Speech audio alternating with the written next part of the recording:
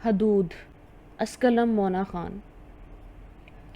میں نے سنا تھا عشق کے 7 مقام ہوتے ہیں: دلکشی، انس، محبت، عبادت، عقیدت، جنون اور موت، مگر میں نے تو پہلے مرحلے پر ہی شکست کھا کر اوندھے منہ گری جب میرے منگیتر نے صرف اس لیے مجھ سے منگنی توڑ دی کہ میں اس کے کہنے پر اس رات اس سے اکیلے ملنے بلایا تھا۔ میں چلی تو گئی مگر اس کی خواہشات پر عمل کرنا میرے لیے ناممکن تھا۔ محبت کا عملی ثبوت چاہتا تھا اور میں محبت کو عشق کی طرح معراج تک لے جانا چاہتی تھی۔ نہ وہ مجھے سمجھ سکا، نہ میں اس کی ضد پوری کر سکی۔ بالآخر اس نے سارے خاندان کے سامنے مجھے پیش کر دیا۔ اس کا کہنا تھا وہ مجھے برباد کر دے گا، میری ایسی کردار کشی کرے گا کہ سارا خاندان مجھ پر تھوکے گا۔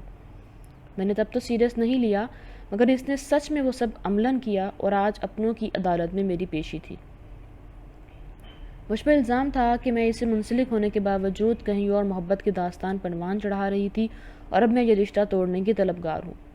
پنچایت سچ گئی، گھر کے سارے بڑے جمع ہو گئے۔ ہمارے خاندان میں منگنی نکاح کی مانی تھی: مر جاؤ مگر رشتہ توڑنے کا سوچو بھی مت۔ اس لیے آج میں مجرم تھی اور وہ سب کے سامنے کھڑا میری ذات پر کیچڑ اچھال رہا تھا۔ میں نے خود اسے ایک لڑکے کے ساتھ بائک پر دیکھا ہے پرسوں، اس نے پہلا الزام لگایا۔ میں بازو سین پر باندھے اطمینان سے کھڑی تھی، سب کے چہرے حیران تھے، وہ پہلی بار میرے بارے میں یہ سب سن رہے تھے۔ کب دیکھا ہے تم نے؟ جبران سے پہلا سوال چچا نے پوچھا تھا، وہ مجھے اسی کی امید تھی۔ پرسوں دیکھا تھا، جناح پارک کے سامنے۔ وہ ثبوت کے طور پر موبائل میں تصویر بھی لے کر آیا تھا جو اسی وقت اس نے چچا کو دکھائی۔ پوچھیں یہ کس کے ساتھ تھی؟ یہ تو احمر ہے، تم نے اسے پہچانا نہیں؟ چچا تصویر کو دیکھتے ہوئے بولے۔ میں نے ہی اسے احمر کے ساتھ بھیجا تھا اپنے کام سے۔ جبران کا چہرہ یکدم ہی بدل گیا، اسے امید نہیں تھی کہ جھوٹ اتنی جلدی بھی پکڑا جا سکتا تھا۔ جبران، کیا تم ہیرا پر الزام لگا رہے ہو یا پھر تم احمر کو پہچان نہیں پا رہے؟ دادا جی کے سوال میں بہت سارا غصہ پنہا تھا۔ جبران کو اپنا آپ ڈوبتا ہوا محسوس ہوا۔ ٹھیک ہے وہ احمر ہی ہوگا، مگر میرے پاس ایک پوری ویڈیو ہے جس میں صاف دیکھا جا سکتا ہے کہ یہ کسی لڑکے کے ساتھ ہوٹل کے کمرے میں اسے چپ ہونا پڑا۔ جبران! دادا غضب سے چلائے، سب کو سانپ سونگھ گیا۔ اس بار کا الزام ہر حد کو پار کر گیا۔ خود میں بھی حیران تھی کہ وہ اس قدر کیسے گر سکتا ہے۔ جبران، تم ہوش میں ہو؟ یہ کیسا الزام لگا رہے ہو میری پھول سی بچی پر؟ بابا بھی پریشان ہو گئے تھے۔ خواتین متفق چہرہ لیے مجھے گھورنے لگیں اور میں بس اس انسان کو پستی کی گہرائی میں گرتا دیکھ رہی تھی۔ اگر یہ جھوٹ ہوا نا جبران، تو ہم تمہاری ٹانگیں توڑوا دیں گے۔ دادا نے اسے آخری وارننگ دی تھی مگر اسے فرق نہیں پڑا۔ جیب میں ہاتھ ڈال کر باہر نکالا تو اس میں ایک چھوٹی یو ایس بی ڈیوائس تھی۔ اس یو ایس بی ڈیوائس میں سارے ثبوت ہیں، آپ سب خود دیکھ لیں۔ وہ یو ایس بی ڈیوائس لیے ایل ای ڈی تک گیا۔ میں بے بسی سے اسے لب چباتے احمر کے انتظار میں تھی جو نہ جانے کہاں رہ گیا تھا۔ اگر وہ یو ایس بی جبران لگا دیتا تو میں کہیں کہ نہیں رہتی۔ ہاں، میں اس ویڈیو میں نہیں تھی مگر میں جانتی تھی وہ کتنا اچھا ویڈیو ایڈیٹر تھا۔ اس کی بنائی ویڈیو ہر کوئی آرام سے یقین کر سکتا تھا۔ جبران نے U S B L E D سے کنیکٹ کی اور پیچھے سب کے ساتھ آن کھڑا ہوا۔ ویڈیو لوڈ ہونے لگی، سب اپنے جسموں سے کھڑے ہو گئے۔ سب کا حال برا تھا، سبھی کی دھڑکنیں بڑھی ہوئی تھیں۔ اسکرین پر نمبر چل رہے تھے: 5، میں نے تم سے تھوڑا حق مانگا اور تم نے انکار کر دیا۔ 4، میں تمہیں برباد کر دوں گا ہیرا۔ 3، تم کچھ نہیں کر سکتے۔ 2، میں ویڈیو ایڈیٹنگ میں اچھا ہوں۔ کل رات تک تم نے ہاں نہ کی تو پھر تم ہی سوچ لو تمہارے ساتھ کیا ہوگا۔ 1، ایک ویڈیو سے تمہارا کردار مسخ ہو جائے گا ہیرا روبانی۔ اس کی ساری دھمکیاں میرے کانوں میں سنائی دے رہی تھیں۔ ویڈیو آن ہو گئی اور میں نے ڈر کے مارے پلٹ کے بابا کو دیکھا۔ ان کے چہرے پر شوق تھا، حیرانی تھی۔ دادا کی آنکھیں بھی حیرت سے وا تھیں۔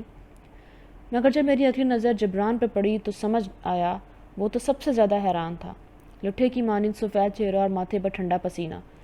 میں یکمشت ٹی وی اسکرین کی جانب بڑھی۔ ویڈیو چل رہی تھی مگر وہ والی نہیں جو جبران نے بنائی تھی، وہ والی جو اس رات احمر کے ویڈیو ریکارڈر میں غلطی سے ریکارڈ ہو گئی تھی۔ اسی رات کی ویڈیو جب اس نے مجھے کمرے میں غلط نیت سے بلایا تھا۔ وہی سب باتیں جو مجھے یاد آ رہی تھیں جو اس وقت ویڈیو میں چلتی نظر آ رہی تھیں۔ بمشکل 5 منٹ کی ویڈیو تھی مگر وہ سارے خاندان کے سامنے ایکسپوز ہو گیا۔ احمر اسی وقت دروازے سے اندر آتا دکھائی دیا۔ اس کے چہرے پر شیطانی بھری مسکراہٹ دیکھ کر مجھے یقین ہو گیا تھا کہ یہ ویڈیو بدلنے کا کام اسی کا تھا۔ دراصل وہ جہان سکندر کا فین تھا، اسی لیے عین موقع پر شوق دینا اسے اچھے سے آتا تھا۔ میں نے اسے نظروں سے ہی تنبیہ کی مگر وہ ڈھیٹ ابن ڈھیٹ تھا۔ 16 سالہ وہ لڑکا بے انتہا چالاک اور اسمارٹ تھا۔ جبران کی حالت اب ایسی تھی جیسے رنگے ہاتھوں پکڑے جانے والے چور کی ہوتی ہے۔ وہ مجھے برباد کرنے جا رہا تھا اور خود ہو گیا، مجھے ذلیل کرنا چاہتا تھا، خود ہو گیا۔ میں اور احمد اسے گھر والوں کے ساتھ چھوڑتے کمرے سے باہر نکل آئے۔ مجھ سے زیادہ وہ ان سب کا مجرم تھا، سو ہم نے اسے انہی کے ساتھ رہنے دیا۔ احمد کو لیے میں اوپر چھت پر آ گئی اور وہاں اس کے کان کھینچ کے پوچھا کہ وہ ویڈیو کیسے بدلی۔ کیا یار آپی، آپ بھی حد کرتی ہیں، ان کے کمرے سے وہ ویڈیو چرانا بھی کوئی مشکل کام تھا میرے لیے۔ اس نے اترا کر کالر جھاڑے جیسے اپنے کام پر وہ بہت زیادہ۔ چوری کرنا اچھی بات نہیں، دوبارہ مت کرنا۔ میں نے ذرا اسے آنکھیں دکھائیں تو اس نے منہ بسور لیا۔ چلو، میں نے چوری کی تو اچھا نہیں کیا، مگر انہوں نے جو کیا وہ اچھا تھا۔ ایک تو آپ کو ہیراس کیا، اوپر سے آپ ہی پر الزام لگا دیا۔ آپ ہی بتائیں، انہیں سبق نہ سکھاتا؟ تم نے اچھا کیا، مگر اب اس کے ساتھ اچھا نہیں ہوگا۔ مجھے اب بھی اس کا سب کے سامنے شرمندہ ہونا اچھا نہیں لگ رہا تھا، مگر احمد میری باتوں پر اف کرتا افسوس کر رہا تھا۔ اسے لگتا تھا میں رحم دل ہوں، مگر میں تو صرف ایک لڑکی تھی جسے قرآن کے اس وعدے پر یقین تھا، عزت دینے والا اور لینے والا صرف اللہ ہے۔ میرے رب کا وعدہ سچ ہو ہی گیا تھا۔ ایک چال جبران نے چلی تھی اور ایک اللہ نے، اور اللہ بہترین چال چلنے والوں میں سے ہے۔ احمد میرے پاس کھڑا میرے عقل پر ماتم منا رہا تھا اور میں اسے اللہ کی شان پر مسکرا رہی تھی۔ اس کی حدوں کا خیال میں نے رکھا تھا، میری عزت کا خیال اسی رب کریم نے رکھ لیا تھا۔ اب مجھے یقین تھا دوبارہ میری زندگی میں کوئی جبران نہیں آئے گا۔